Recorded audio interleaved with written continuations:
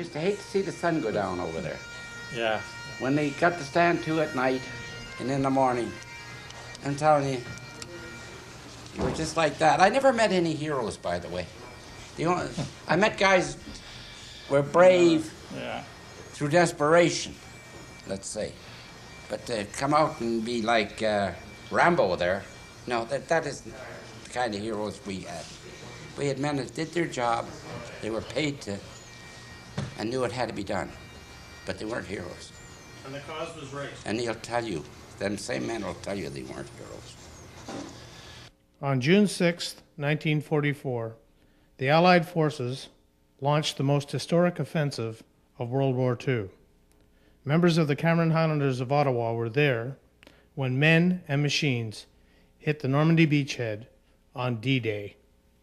Well, before, when we were getting closer to shore, I think most of us were saying prayers because we knew this was it. We had been trained for months and months, but this was the final minute.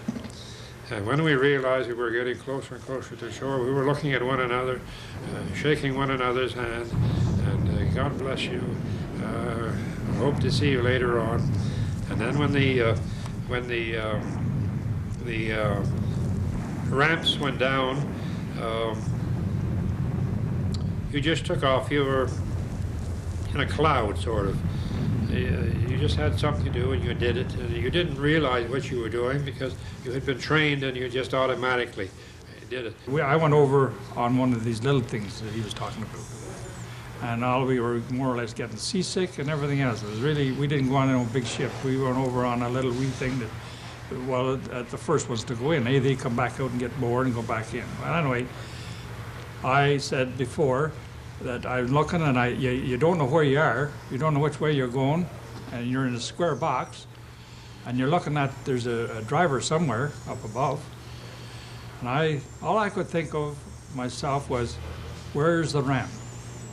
Am I at the front at the ramp, or am I at the back? I want to be at the back. Those guys in front of me are going to get out. And when the ramp went down, and it was behind me, and all these guys are running towards me, you can imagine what I felt. I had just enough to turn around. Down into the water, and away we went to the shore. Well, from then on, it struck me so funny, not funny, but really, I was astonished. They never told me there was going to be a big wall there. This is for the tide. The tide was out. And here was this big thing over above us. We had to get over it to get into Benny-Samir. Well, anybody that started up the wall and got to the top was getting shot because they were on the other side pinning us off. You've heard people say that they weren't afraid, and I think I said once before, one of two things. He either wasn't there or he's a damn liar. Yes, because I'm not ashamed to admit to anybody I was scared and scared stiff. There was many a night, I'm not ashamed to admit it, that I cried myself to sleep because I was scared. Because I lost a good many of my good friends and chums, particularly in the platoon we were with.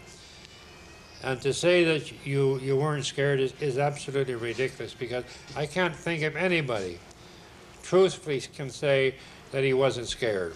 My worst time was on the road to Falais. He hit our tank, we unloaded. Our tank, when I say our tank was used to haul our 17-pound guns. He hit it, we unloaded, and the next shell landed besides us and hit three of us. I think my worst time was waiting for that stretcher bearer to come up and take us back. But the man that was on the 88 from the other side was very human, because he held his fire till we were picked up, put on a Jeep ambulance, and on our way well to the rear before he opened up again. Because if he had opened up, we were all dead. We were lying there helpless on this Jeep ambulance.